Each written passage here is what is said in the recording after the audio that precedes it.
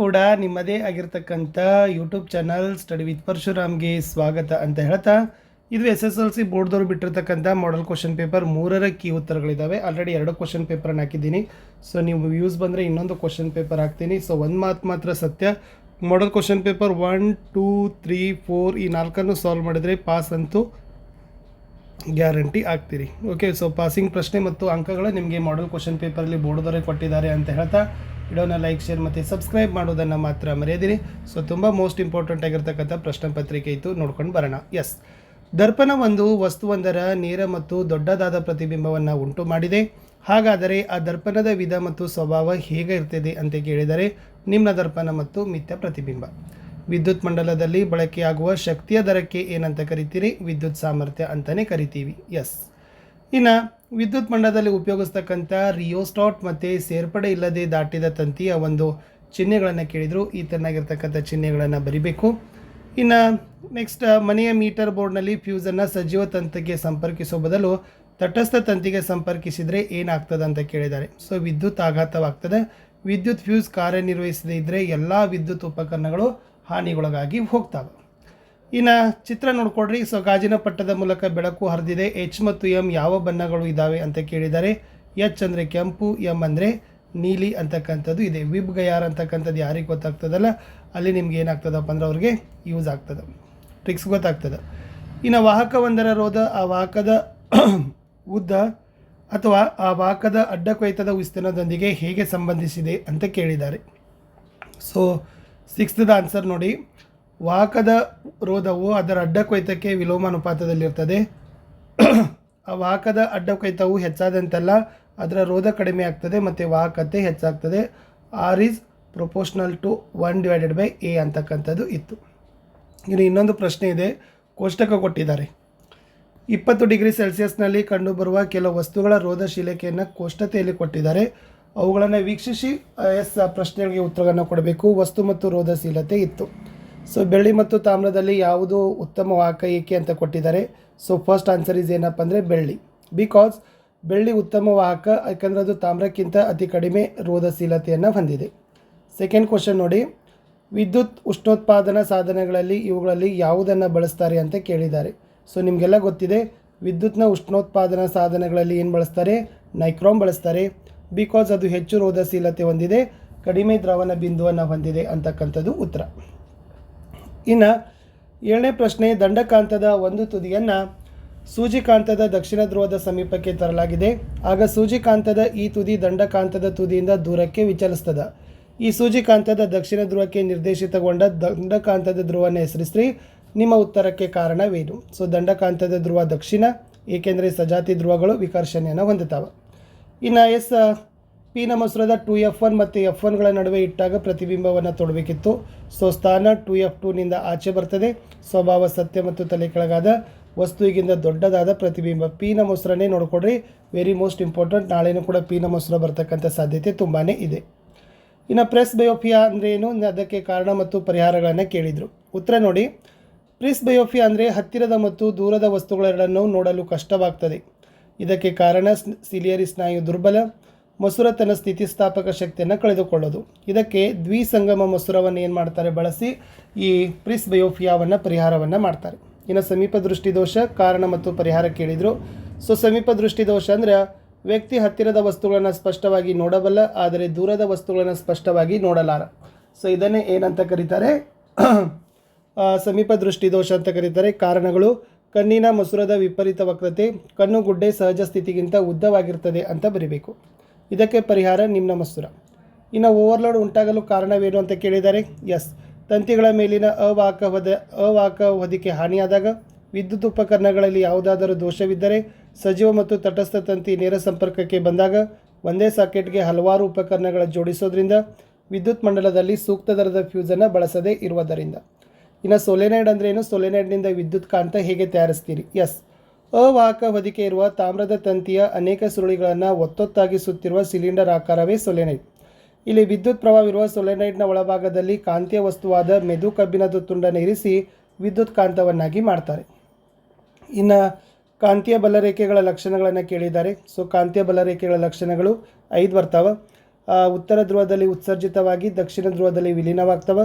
ಬಲರೇಖೆಗಳು ಒಂದನ್ನೊಂದು ಛೇದಿಸೋದಿಲ್ಲ. ಸಾಂದ್ರತೆ ಧ್ರುವಗಳಲ್ಲಿ ಅಧಿಕ. ಆವೃತ್ತ ಜಾಲ. ಇಷ್ಟು ಬರಿಬೇಕಾಗಿತ್ತು. ಇಲ್ಲಿ ಇನ್ನೊಂದು ಪ್ರಶ್ನೆ ಇದೆ ನೋಡಿ. ವಿದ್ಯುತ್ ಪ್ರವಾಹವಿರುವ ವೃತ್ತಾಕಾರದ ವಾಹಕ ಸುರುಳಿಯು ಸುತ್ತಿನ ಸಂಖ್ಯೆಗಳನ್ನು 10 ಪಟ್ಟು ಹೆಚ್ಚಿಸಿದಾಗ ಅದರ ಕಾಂತಕ್ಷೇತ್ರದಲ್ಲಿ ಯಾವ ಬದಲಾವಣೆ ಆಗ್ತದೆ ಅಂತ ಕೇಳಿದರೆ 10 ಪಟ್ಟು ಹೆಚ್ಚಿಸಿದ್ದಾರೆ. ಸೊ ಉತ್ತರ ಕೂಡ ಏನಾಗ್ತದಪ್ಪ ಅಂದ್ರೆ ಕಾಂತಕ್ಷೇತ್ರ ಸಹಿತ 10 ಪಟ್ಟು ಹೆಚ್ಚಾಗ್ತಾ ಹೋಗ್ತದೆ. ನೆಕ್ಸ್ಟ್, ಬೆಳಕಿನ ಪ್ರತಿಫಲನ ಅಂದ್ರೇನು, ಪ್ರತಿಫಲನದ ನಿಯಮಗಳು, ಸಂಗಮ ದೂರ ಅಂದ್ರೇನು ಅಂತ ಇತ್ತು. ಎಸ್, ಫಸ್ಟ್ ನೋಡೋಣ ಬೆಳಕಿನ ಪ್ರತಿಫಲನದ ನಿಯಮಗಳು. ಬೆಳಕಿನ ಕಿರಣವು ನಯವಾದ ಹೊಳಪು ಮೇಲ್ಮೈ ಮೇಲೆ ಪತನಗೊಂಡಾಗ ಮರಳಿ ಅದೇ ಮಾಧ್ಯಮದಲ್ಲಿ ಚಲಿಸುವ ವಿದ್ಯಮಾನವನ್ನು ಬೆಳಕಿನ ಪ್ರತಿಫಲನ ಅಂತ ಕರಿತೀವಿ. ಇದನ್ನು ಹೀಗೂ ಬರಿಬೋದು, ನಯವಾದ ಅಥವಾ ಅಪಾರದರ್ಶಕ ವಸ್ತುವಿನ ಮೇಲ್ಮೈನಿಂದ ವಕ್ರೀಮ ಕಿರಣಗಳು ಹಿಂತಿರುಗಿ ಬರುವ ವಿದ್ಯಮಾನವೇ ಬೆಳಕಿನ ಪ್ರತಿಫಲನ. ಇನ್ನು ಬೆಳಕಿನ ಪ್ರತಿಫಲನದ 2 ನಿಯಮಗಳಿದ್ದಾವೆ. ಎಸ್, ಫಸ್ಟ್ ಒನ್, ಪತನ ಕೋನ ಪ್ರತಿಫಲನ ಕೋನಕ್ಕೆ ಸಮ, ಕೋನ I = ಕೋನ R. ಎರಡನೇದ್ದು ಎಸ್, ಪತನ ಕಿರಣ, ಪ್ರತಿಫಲಿತ ಕಿರಣ ಮತ್ತು ಪತನ ಬಿಂದುವಿನಲ್ಲಿ ಪ್ರತಿಫಲನದ ಮೇಲ್ಮೈಗೆ ಎಳೆದ ಲಂಬ 3 ಒಂದೇ ಸಮತಲದಲ್ಲಿ ಇರ್ತಾವೆ. ಇನ್ನು ಸಂಗಮ ದೂರದ ಅರ್ಥ ಕೇಳಿದ್ದಾರೆ. ಗೋಳಿಯ ದರ್ಪಣದ ಧ್ರುವ ಮತ್ತು ಸಂಗಮ ಬಿಂದುಗಳ ನಡುವಿನ ದೂರವೇ ಮಸೂರದ ಸಂಗಮ ದೂರ. ಇನ್ನು ಆಯ್ಕೆ ಪ್ರಶ್ನೆಗಳಲ್ಲಿ ಕೇಳಿದ್ರು ಬೆಳಕಿನ ವಕ್ರೀಭವನ ಅಂದರೆ ಏನು. ಎಸ್, ಬೆಳಕು ಒಂದು ಮಾಧ್ಯಮದಿಂದ ಇನ್ನೊಂದು ಮಾಧ್ಯಮಕ್ಕೆ ಓರೆಯಾಗಿ ಚಲಿಸುವಾಗ ಎರಡನೇ ಮಾಧ್ಯಮದಲ್ಲಿ ಪ್ರಸರಣದ ದಿಕ್ಕು ಬದಲಾಗುವುದನ್ನೇ ಬೆಳಕಿನ ವಕ್ರೀಭವನ ಅಂತಲೇ ಕರಿತೀರಿ. ಸೊ ಸ್ಲೈಡ್ನ ನಿಯಮ ಏನು ಹೇಳ್ತದಪ್ಪ ಅಂದರೆ, ಕೊಟ್ಟಿರುವ ಬೆಳಕಿನ ನಿರ್ದಿಷ್ಟ ಬಣ್ಣ ಮತ್ತು ನೀಡಿರುವ ಜೋಡಿ ಮಾಧ್ಯಮಗಳಿಗೆ ಪತನ ಕೋನದ ಸೈನು ವಕ್ರೀಮ ಕೋನದ ಸೈನುಗಳ ನಿಷ್ಪತ್ತಿ ಸ್ಥಿರವಾಗಿರ್ತದೆ. sin A / sin R = ಸ್ಥಿರಾಂಕ. ಇನ್ನು ದೃಕ್ ಕೇಂದ್ರ ಅಂದರೆ ಏನು ಕೇಳಿದ್ದಾರೆ. ಮಸೂರದ ಕೇಂದ್ರ ಬಿಂದು ದೃಕ್ ಕೇಂದ್ರ. ದ್ಯುತಿರಂಧ್ರ, ಗೋಳಿಯ ಮಸೂರದ ವೃತ್ತಾಕಾರದ ಸೇಮಾರಿಕೆ ವ್ಯಾಸವೇ ದ್ಯುತಿರಂಧ್ರ ಅಂತ ಕರೀತಾರೆ. ಇಂಪಾರ್ಟೆಂಟ್ ಇತ್ತು. ಇನ್ನು ಕೋಷ್ಟಕವನ್ನು ಗಮನಿಸಿ, ಒಟ್ಟು ರೋಧ ಮತ್ತು ವಿದ್ಯುತ್ ಪ್ರವಾಹವನ್ನು ಕಂಡುಹಿಡಲಿಕ್ಕೆ ಕೇಳಿದರು. ಸೊ ಇದನ್ನು 12 ohm, 8 ohm, 16 ohm, 3 ohm, 9 voltage ಇದೆ. ಓಕೆ, ಸೊ ಅದೇನಾಗ್ತದಪ್ಪ ಅಂತಂದ್ರೆ, ಸೊ ಟೋಟಲಿ 1.34 ಆಂಪಿಯರ್ ಅಂತಕ್ಕಂಥದ್ದು ವಿದ್ಯುತ್ ಪ್ರವಾಹ ಬರಬೇಕು. ಒಟ್ಟು ರೋಧ 6.69 ಓಮ್ ಅಂತ ಇಲ್ಲಿ ಬಂದಿದೆ. ಸೊ ಅದನ್ನು ಸ್ವಲ್ಪ ಪ್ರಪೋಸ್ ನೋಡ್ಕೊಡ್ರಿ. ಇನ್ನು ಬಿ ಕ್ವಶನ್ ನೋಡಿ, 50 ವ್ಯಾಟ್ ದರದ ಇಲೆಕ್ಟ್ರಿಕ್ ಫ್ಯಾನ್ ಒಂದು ದಿನದಲ್ಲಿ 6 ಗಂಟೆಗಳ ಕಾಲ ಬಳಕೆ, 1 ಕಿಲೋ ವ್ಯಾಟ್ ಅವರಿಗೆ ₹6ರಂತೆ 30 ದಿನಗಳವರೆಗೆ ಶಕ್ತಿಯ ಮೌಲ್ಯ ಅಂತ ಕೇಳಿದರು. ಸೊ ಫಸ್ಟ್ ನೀವು ಏನು ಮಾಡಬೇಕಪ್ಪ ಅಂದ್ರೆ, ಬಳಸಿದ ವಿದ್ಯುತ್ತನ್ನು ಕಂಡುಹಿಡಿಬೇಕು. 9 ಕಿಲೋ ವ್ಯಾಟ್ ಅವರ್, ಶಕ್ತಿಯ ಮೌಲ್ಯ 36 ಆಗ್ತದೆ. ಓಕೆನಾ, ಆವಾಗ ಏನಂದರೆ 9ದಿಂದ 4ಕ್ಕೆ ಗುಣಿಸ್ತೀರಿ. ಸೊ ಆವಾಗ 36 ಅಂತಲೇ ಬರೆಯೋದು. ಇನ್ನು ಕೆಮಿಸ್ಟ್ರಿದಲ್ಲಿ ನೋಡಿ, ಚಲುವೆ ಪುಡಿಯ ರಾಸಾಯನಿಕ ಸೂತ್ರ CaOCl2. ಕೊಟ್ಟ ಸಮೀಕರಣಗಳಲ್ಲಿ ಯಾವುದು ಸರಿಯಾದ ಹೇಳಿಕೆ ಅಂತ ಕೊಟ್ಟಿದ್ದರು. ಅದರಲ್ಲಿ ಸಿ, ತಾಮ್ರ ಬೆಳ್ಳಿಗಿಂತ ಹೆಚ್ಚು ಆದರೆ ಕಬ್ಬಿಣಕ್ಕಿಂತ ಕಡಿಮೆ ಕ್ರಿಯಾಶೀಲ. ನೆಕ್ಸ್ಟ್ ಯಾವುದು ಅನುಸೂತ್ರ ಅಂತ ಕೊಟ್ಟಿದ್ದಾರೆ. ಸೊ ಅದರಲ್ಲಿ ಡಿ ಇದೆ. ಡಿ ಅಂತಕ್ಕಂಥದ್ದು ಕೊಟ್ಟಿರೋ ಸಂಯುಕ್ತದ ಅನುಸೂತ್ರವನ್ನೇ ಹೊಂದಿರೋ ಮತ್ತೊಂದು ರಚನಾ ಸೂತ್ರ ಅಂತ ಹೇಳಿದರು. ಇನ್ನು ಈ ಪ್ರಯೋಗದಲ್ಲಿ ಧೂಮದ ಬಣ್ಣ ಉಂಟಾಗಲು ಕಾರಣವೇನು ಅಂತ ಕೇಳಿದರು. ಇಲ್ಲಿ ಸೀಸದ ನೈಟ್ರೇಟ್ ವಿಭಜನೆಗೊಂಡು ನೈಟ್ರೋಜನ್ ಡೈಆಕ್ಸೈಡ್ ಬಿಡುಗಡೆ ಆಗೋದ್ರಿಂದ. ಇನ್ನು ನಿಸರ್ಗದಲ್ಲಿ ಶುದ್ಧ ರೂಪದಲ್ಲಿ ದೊರೆಯುವ ಲೋಹ ಚಿನ್ನ, ಬೆಳ್ಳಿ, ಪ್ಲಾಟಿನಂ ಗೊತ್ತಿದೆ. ಹೈಡ್ರೋಜನೀಕರಣದ ಮಹತ್ವ ಕೇಳಿದರು. ಇಲ್ಲಿ ಅಪರ್ಯಾಪ್ತ ಕಾರ್ಬನ್ ಸಂಯುಕ್ತಗಳನ್ನು ಪರ್ಯಾಪ್ತ ಕಾರ್ಬನ್ ಸಂಯುಕ್ತಗಳಾಗಿ ಪರಿವರ್ತಿಸಬಹುದು. ಹೆಚ್ಚು ಕ್ರಿಯಾಶೀಲ ಕೊಬ್ಬುಗಳನ್ನು ಕಡಿಮೆ ಕ್ರಿಯಾಶೀಲ ಕೊಬ್ಬುಗಳನ್ನಾಗಿ ಪರಿವರ್ತಿಸಬಹುದು. ಕಾರ್ಬನ್ ಸಂಯುಕ್ತಗಳ ಸಂಗ್ರಹಾವಧಿ ಹೆಚ್ಚಳ. ಇನ್ನು ಜೇನುಹುಳ ಕುಟುಕಿದ ಜಾಗಕ್ಕೆ ಅಡುಗೆ ಸೋಡಾವನ್ನು ಏಕೆ ಲೇಪಿಸ್ತಾರೆ ಅಂತ ಕೇಳಿದರು. ಬಿಕಾಸ್ ಜೇನುಹುಳನಲ್ಲಿ ಮೆಥನೋಯಿಕ್ ಆಮ್ಲ ಇರ್ತದೆ, ನೋವು ಮತ್ತು ಉರಿಯನ್ನು ಕಡಿಮೆ ಮಾಡ್ತದೆ. ಆಮೇಲೆ ಕುಟುಕಿದ ಜಾಗಕ್ಕೆ ಅಡುಗೆ ಸೋಡಾವನ್ನು ಲೇಪನ ಮಾಡೋದ್ರಿಂದ ಉರಿ ಶಮನ ಆಗ್ತದೆ. ಇದು ಇಂಪಾರ್ಟೆಂಟ್ ಅದ. ಸಿನ್ನಬಾರ್ನಿಂದ ಶುದ್ಧ ಪಾದರಸವನ್ನು ಹೇಗೆ ಪಡಿತೀರಿ. ಈ ಸಿನ್ನಬಾರನ್ನು ಗಾಳಿಯಲ್ಲಿ ಉರಿಸಿದಾಗ ಪಾದರಸದ ಆಕ್ಸೈಡ್ ಮತ್ತು ಸಲ್ಫರ್ ಡೈಆಕ್ಸೈಡ್ ದೊರಕ್ತದೆ.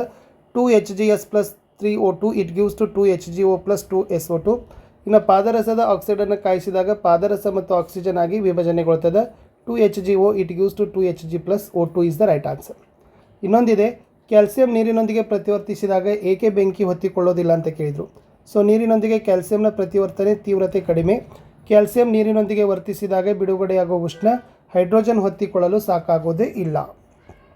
ಇನ್ನು ಕಾರ್ಬನ್ ಸಂಯುಕ್ತಗಳು ನಿಸರ್ಗದಲ್ಲಿ ಅತ್ಯಧಿಕ ಸಂಖ್ಯೆಯಲ್ಲಿ ಕಂಡುಬರ್ತವೆ ಏಕೆ ಅಂತ ಕೇಳಿದರು.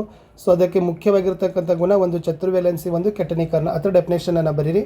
ಇನ್ನು ಮೆಗ್ನೀಸಿಯಂ ಪಟ್ಟಿ ಗಾಳಿಯಲ್ಲಿ ಉರಿಸಿದಾಗ ಸೊ ಮೆಗ್ನೀಸಿಯಂ ಆಕ್ಸೈಡ್ ಆಗಿ ಬದಲಾಗ್ತದೆ. ಈ ಕ್ರಿಯೆ ಯಾವುದು ಅಂತ ಕೇಳಿದರು. ಇದನ್ನು ರಾಸಾಯನಿಕ ಸಂಯೋಗ ಅಂತಾರೆ.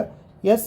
ಇನ್ನು ರಾಸಾಯನಿಕ ಕ್ರಿಯೆ ನಡೆದಿದೆ ಎಂದು ಸಹಾಯ ಮಾಡಲು ನೀಡುವ ವೀಕ್ಷಣೆಯ ಅಂಶಗಳು: ಬಣ್ಣ ಬದಲಾವಣೆ, ಅನಿಲ ಬಿಡುಗಡೆ, ತಾಪ ಬದಲಾವಣೆ, ಸ್ಥಿತಿ ಬದಲಾವಣೆ. ಇನ್ನು ರಾಸಾಯನಿಕ ಸಮೀಕರಣ ಏಕೆ ಸರಿದೂಗಿಸಬೇಕು ಅಂತ ಕೇಳಿದ್ದಾರೆ. Very most important. ಈ ರಾಶಿ ಸಂರಕ್ಷಣದ ನಿಯಮದ ಪ್ರಕಾರ ಪ್ರತಿ ಧಾತುವಿನ ಅಣುಗಳ ಸಂಖ್ಯೆ ರಾಸಾಯನಿಕ ಕ್ರಿಯೆಗೆ ಮೊದಲು ಮತ್ತು ನಂತರ ಸ್ಥಿರವಾಗಿರುತ್ತದೆ. ಇನ್ನು ಕಬ್ಬಿನ ತುಕ್ಕು ಇಡೋದನ್ನು ತಡೆಗಟ್ಟಲಿಕ್ಕೆ ಏನು ಮಾಡಬೇಕು? ಎಣ್ಣೆ ಸವರೋದು, ಬಣ್ಣ ಹಚ್ಚೋದು, ಗ್ರೀಸ್ನ ಹಚ್ಚೋದು ಮತ್ತು ಗ್ಯಾಲ್ವನೀಕರಣ, ಕ್ರೋಮಿಯಂನ ಲೇಪನ. ಇನ್ನು ಸಾರರಿಕ್ತ ಸಲ್ಫೂರಿಕ್ ಆಮ್ಲದೊಂದಿಗೆ ಸತುವಿನ ಚೂರುಗಳ ವರ್ತನೆ ಪ್ರಯೋಗ ನೋಡ್ಕೊಡ್ರಿ. ಸೊ ಅದರಲ್ಲಿ ಸತುವಿನ ಚೂರು ಮತ್ತು ನಿರ್ಗಮನಾಳವನ್ನು ಗುರುತಿಸಲಿಕ್ಕೆ ಕೇಳಿದರು. ಇನ್ನು ಎಲೆಕ್ಟ್ರಾನ್ ವರ್ಗಾವಣೆಯಿಂದ ಮೆಗ್ನೀಸಿಯಂ ಕ್ಲೋರೈಡ್ ಉಂಟಾಗುವುದನ್ನು ಕೇಳಿದರೆ, ವೆರಿ ಮೋಸ್ಟ್ ಇಂಪಾರ್ಟೆಂಟ್. ಇನ್ನು ಅಲ್ಯೂಮಿನಿಯಂ ಆಕ್ಸೈಡನ್ನು ಉಭಯಧರ್ಮಿ ಆಕ್ಸೈಡ್ ಅಂತ ಏಕೆ ಕರೀತಾರೆ? ಬಿಕಾಸ್ ಇದು ಆಮ್ಲ ಮತ್ತು ಪ್ರತ್ಯಾಮ್ಲಗಳೊಡನೆ ವರ್ತಿಸಿ ಲವಣ ಮತ್ತು ನೀರನ್ನು ಬಿಡುಗಡೆ ಮಾಡ್ತದೆ ಅನ್ನೋದೇ ಉತ್ತರ. ಇನ್ನು ಪರ್ಯಾಪ್ತ ಮತ್ತು ಅಪರ್ಯಾಪ್ತ ಕಾರ್ಬನ್ ಸಂಯುಕ್ತಗಳ ನಡುವಿನ ವ್ಯತ್ಯಾಸ, ಇದು ಮೋಸ್ಟ್ ಇಂಪಾರ್ಟೆಂಟ್ ಇದೆ. ಸೊ ಇದನ್ನು ಕೂಡ ಚೆನ್ನಾಗಿ ನೋಡ್ಕೊಡ್ರಿ. ಏಕಬಂಧ, ದ್ವಿಬಂಧ ಮತ್ತು ತ್ರಿಬಂಧ, ಕಡಿಮೆ ಕ್ರಿಯಾಶೀಲ, ಹೆಚ್ಚು ಕ್ರಿಯಾಶೀಲ, ಆಲ್ಕಿನ್ ಮತ್ತು ಅಲ್ಕೈನ್ ಅನ್ನೋದು ಉತ್ತರ. ರಚನಾ ಸಮಾಂಗಿ ಪ್ರೊಫೆನೋಯಿಕ್ ಆಮ್ಲ ಮತ್ತು ಸೈಕ್ಲೋಹೆಕ್ಸನ್ ಇದೆ. CH3, CH2, COOH, C6H12. So important. ಇನ್ನು ಬಯೋಸೈನ್ಸ್ಗೆ ಬಂದಾಗ ಫ್ರೆಂಡ್ಸ್, ಪತ್ರರಂಧ್ರದ ಕಾರ್ಯ, ಅನಿಲಗಳ ವಿನಿಮಯ, ಸಸ್ಯಗಳ ದ್ವಿತೀಯಾನುವರ್ತನೆಗೆ ಕಾರಣವಾದ ಹಾರ್ಮೋನು ಆಕ್ಸಿನ್, ಮಾನವರಲ್ಲಿ ಲೈಂಗಿಕ ಸಂಪರ್ಕದಿಂದ ಸಾಮಾನ್ಯವಾಗಿ ಹರಡೋ ರೋಗ ಗೋನೋರಿಯಾ ಅಂತ ಇದೆ. ಬ್ಯಾಕ್ಟೀರಿಯಾ ಇದೆ ಅದು, ಓಕೆ, ವೈರಸ್ ಅಲ್ಲ, ಬ್ಯಾಕ್ಟೀರಿಯಾ. ಇನ್ನು ಸ್ತನಿಗಳಲ್ಲಿ ರಕ್ತದ ಇಮ್ಮಡಿ ಪರಿಚಲನೆ ಸ್ಥಿರ ಉಷ್ಣತೆಯನ್ನು ನಿರ್ವಹಿಸಲು ಅಗತ್ಯ ಏಕೆ? ಏಕೆಂದರೆ ದೇಹಕ್ಕೆ ಹೆಚ್ಚು ಸುಸ್ಥಿರ ಪ್ರಮಾಣದಲ್ಲಿ ಆಮ್ಲಜನಕ ಪೂರೈಕೆಯನ್ನು ಮಾಡಬೇಕು. ಸ್ಥಿರ ದೇಹ ತಾಪ ಹೊಂದಲು ಅಗತ್ಯವಾದ ಹೆಚ್ಚಿನ ಶಕ್ತಿ ಉತ್ಪಾದಿಸ್ತದೆ. ಇನ್ನು ಕೇಸರ ಮಾತ್ರ ಹೊಂದಿರೋ ಹೂಗಳಲ್ಲಿ ಸ್ವಕೀಯ ಪರಾಗಸ್ಪರ್ಶ ಸಾಧ್ಯವೇ? ಇಲ್ಲ, ಏಕೆಂದರೆ ಹೂ ಏಕಲಿಂಗಿ. ಹೂ ಕೇವಲ ಪುರುಷ ಸಂತಾನೋತ್ಪತ್ತಿ ಭಾಗವನ್ನು ಹೊಂದಿದೆ. DNA ಸ್ವಪ್ರತೀಕರಣ, ವೆರಿ ಮೋಸ್ಟ್ ಇಂಪಾರ್ಟೆಂಟ್. ಕೋಶ ವಿಭಜನೆ ಸಿದ್ಧತಾ ಹಂತದಲ್ಲಿ ಜೀವಕೋಶದ DNA ತನ್ನನ್ನು ತಾನು ನಕಲುಗೊಳಿಸಿಕೊಳ್ಳೋದೇ DNA ಸ್ವಪ್ರತೀಕರಣ. ಇನ್ನು ನೆಫ್ರಾನ್ನ ರಚನೆ, ಸೊ ಬೌಮನ್ ಕೋಶವನ್ನು ಗುರುತಿಸಬೇಕು, ಅದನ್ನು ಕೂಡ ಗುರುತಿಸಿದ್ದಾರೆ. ಪರಾವರ್ತಿತ ಚಾಪದ ಅರ್ಥ, ಒಂದು ಪ್ರತಿಕ್ರಿಯೆ ಒದಗಿಸಲು ಪರಾವರ್ತನೆಯ ಸಂದೇಶಗಳು ಹಾದು ಹೋಗೋ ಮಾರ್ಗವೇ ಪರಾವರ್ತಿತ ಚಾಪ. ಇಲ್ಲಿ ಅನೇಕ ಪ್ರಾಣಿಗಳಲ್ಲಿ ಪರಾವರ್ತಿತ ಚಾಪಗಳು ಕಾರ್ಯನಿರ್ವಹಣೆ ಪರಿಣಾಮಕಾರಿ ಮಾರ್ಗ ಎನಿಸಿವೆ. ಏಕೆಂದರೆ ಈ ಮಿದುಳಿನ ಆಲೋಚನಾ ಪ್ರಕ್ರಿಯೆಯು ಸಾಕಷ್ಟು ವೇಗವಾಗಿರೋದಿಲ್ಲ. ಅನೇಕ ಪ್ರಾಣಿಗಳು ಬಹಳ ಕಡಿಮೆ ಮತ್ತು ಯಾವುದೇ ಸಂಕೀರ್ಣ ನರಕೋಶದ ಜಾಲವನ್ನು ಹೊಂದಿಲ್ಲ. ಮಾನವನ ಮೆದುಳಿನ ರಚನೆ, ಹೈಪೋಥಲಾಮಸ್ ಮತ್ತು ಪಾನ್ಸನ್ನು ಗುರುತಿಸಲಿಕ್ಕೆ ಹೇಳಿದರು. ತಂದೆಯಿಂದಲೇ ಮಗುವೊಂದರ ಲಿಂಗ ನಿರ್ಧರಣೆ ಆಗ್ತದೆ ಏಕೆ ಅಂತ ಕೇಳಿದರೆ, ಇಲ್ಲಿ ಆಲ್ರೆಡಿ ಎದಲ್ಲಿರ್ತಕ್ಕಂಥ ಪ್ರಶ್ನೆ ಇದೆ. ಇಷ್ಟು ನೀವೇನು ಮಾಡ್ಬೋದು, ಬರಿಬೇಕಾಗಿತ್ತು, ಅಥವಾ ಇದನ್ನು ಈ ತನಾಗಿರ್ತಕ್ಕಂಥ ಕೋಷ್ಟಕವನ್ನು ಕೂಡ ಹಾಕಬೇಕು. ಇನ್ನು F2 ಪೀಳಿಗೆ ಚಕ್ಕರ್ ಬೋರ್ಡ್ ಕೇಳಿದ್ದಾರೆ. F2 ಲಿಂಗಾಣಗಳಂತ ಕೊಟ್ಟಿದ್ದರು, ಅದನ್ನು ಬರಿಬೇಕಾಗಿತ್ತು. ಓಕೆ. ಇನ್ನು ನೆಕ್ಸ್ಟ್ ಇದರಲ್ಲಿ ಹಾವು, ಕಪ್ಪೆ, ಈ ಒಂದು ಪೋಷಣಾಸ್ತರದಲ್ಲಿ ಯಾವ ಜೀವಿ ಅಂತ ಕೇಳಿದ್ದಾರೆ. 10% ನಿಯಮವನ್ನು ಸ್ವಲ್ಪ ನೋಡ್ಕೊಂಡು ಹೋಗಿ. ಜೈವಿಕ ವಿಘಟನೀಯವಲ್ಲದ ತ್ಯಾಜ್ಯಗಳು. ಸೊ ಎರಡು ಏನಪ್ಪ ಅಂದರೆ ಅದ್ರ ಬಗ್ಗೆನೂ ಕೂಡ ಕೇಳಿದರು. ಇನ್ನು ಸಸ್ಯಗಳಲ್ಲಿ xylem ಅಂಗಾಂಶದಲ್ಲಿ ನಿರಯುವ ವಸ್ತುಗಳು ಹೇಗೆ ಸಾಗಿಸಲ್ಪಡ್ತವೆ ಅಂತ ಕೇಳಿದ್ದಾರೆ. ಇದು xylem ಅಂಗಾಂಶದಲ್ಲಿ ನಿರಯುವ ವಸ್ತುಗಳನ್ನು ಸಾಗಿಸ್ತಕ್ಕಂಥ ವಿಧಾನ. ಸೊ ನೋಡ್ಕೊಂಡೋಗಿ.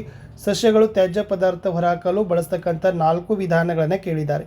ಸೊ ಇಲ್ಲಿದೆ, ಅದು ಬಾಷ್ಪ ವಿಸರ್ಜನೆ ಮೂಲಕ, ಎಲೆ ಉದುರಿಸುವಿಕೆ, ಮಣ್ಣಿಗೆ ತ್ಯಾಜ್ಯ ವಸ್ತು ವಿಸರ್ಜಿಸೋದು, ಆಕ್ಸಿಜನ್ ಹೊರಹಾಕೋದು, ರಸದಾನಿಗಳಲ್ಲಿ ಸಂಗ್ರಹ, ಆಮೇಲೆ ಅಂಟು ಮತ್ತು ರಾಳ ರೂಪದಲ್ಲಿ ಸಂಗ್ರಹ ಅಂತ ಬರೀರಿ. ಇನ್ನು ಎ ಕ್ವಶನ್ ಆರ್ ಕ್ವಶನಲ್ಲಿ ಏನು ಕೇಳಿದ್ದಾರೆ ನೋಡಿ. ಮಾನವನ ಸಣ್ಣ ಕರುಳಿನಲ್ಲಿ ನಡೆಯುವ ಜೀರ್ಣಕ್ರಿಯೆ, ಶ್ವಾಸಕೋಶದಲ್ಲಿ ಅಲ್ವಿಯೋಲೈಗಳ ಪ್ರಮುಖ ಕಾರ್ಯ, ಎರಡೂ ಕೂಡ ಮೋಸ್ಟ್ ಇಂಪಾರ್ಟೆಂಟ್ ಪ್ರಶ್ನೆ. ಇದು ಸಣ್ಣ ಕರುಳಿನ ಪಾತ್ರ ಇದೆ ಜೀರ್ಣಕ್ರಿಯೆಯಲ್ಲಿ ಯಾವ ತರನಾಗಿ ನಡೀತದೆ ಅಂತಕ್ಕಂಥದ್ದು. ಇನ್ನು ಅಲ್ವಿಯೋಲೈ ಶ್ವಾಸಕ್ರಿಯೆಯಲ್ಲಿ ಯಾವ ತರನಾಗಿರ್ತಕ್ಕಂಥ ಪಾತ್ರವನ್ನು ವಹಿಸ್ತದೆ ಅಂತಕ್ಕಂಥ 3 ಪಾಯಿಂಟ್ ಇತ್ತು. ಓಕೆ, ಸೊ ಅದು ಇಂಪಾರ್ಟೆಂಟು. ಇನ್ನು ಹೈಡ್ರಾ, ಸ್ಪೈರೋಗೆರಾ, ಅಮೀಬಾಗಳಲ್ಲಿ ಮರುಜೀವಿಗಳು ಹೇಗೆ ಉಂಟಾಗ್ತದೆ ಅಂತ ಕೇಳಿದರು. ಸೊ ನಿಮಗೆ ಗೊತ್ತಿದೆ, ಹೈಡ್ರಾದಲ್ಲಿ ಏನಾಗಿರ್ತದೆ, ಸ್ಪೈರೋಗೆರಾ ಮತ್ತು ಅಮೀಬಾ, ಈ 3 ಕೂಡ ಕೊಟ್ಟಿದ್ದಾರೆ. ಏಕಕೋಶ ಜೀವಿಗಳಲ್ಲಿ ನಿಮಗೆ ಹೇಳಿತ್ತು. ಇನ್ನು ನಿಷೇಚನ ನಂತರ ಹೂವಿನಲ್ಲಾಗುವ ಬದಲಾವಣೆಗಳನ್ನು ಕೇಳಿದ್ದಾರೆ. ಸೊ ಅದೇನಾಗ್ತದಪ್ಪ ಅಂದ್ರೆ, ಯುಗ್ಮಜ ಹಲವಾರು ಬಾರಿ ವಿಭಜನೆ ಹೊಂದಿ ಭ್ರೂಣ ಉಂಟು ಮಾಡ್ತದೆ. ಅಂಡಾಣು ಒಂದು ಒರಟಾದ ಪದರವನ್ನು ಬೆಳೆಸಿಕೊಂಡು ನಿಧಾನವಾಗಿ ಬೀಜವಾಗಿ ಪರಿವರ್ತನೆಯಾಗೋದು. ಅಂಡಾಶಯ ಕ್ಷಿಪ್ರವಾಗಿ ಬೆಳೆದು ಮಾಗಿ ಹಣ್ಣಾಗೋದು. ಪುಷ್ಪದಳ, ಪುಷ್ಪಪತ್ರ, ಕೇಸರಗಳು, ಶಲಾಕಾಗ್ರ ಸುಕ್ಕಾಗಿ ಉದುರಿ ಹೋಗೋದು.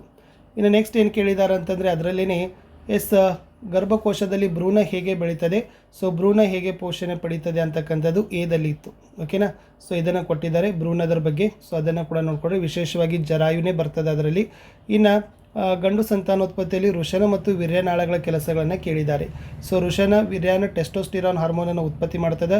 ವೀರ್ಯನಾಳ, ವೀರ್ಯಗಳ ಸಾಗಾಣಿಕೆ ಸುಲಭ, ವೀರ್ಯಗಳಿಗೆ ಪೋಷಣೆಯನ್ನು ಒದಗಿಸ್ತದೆ.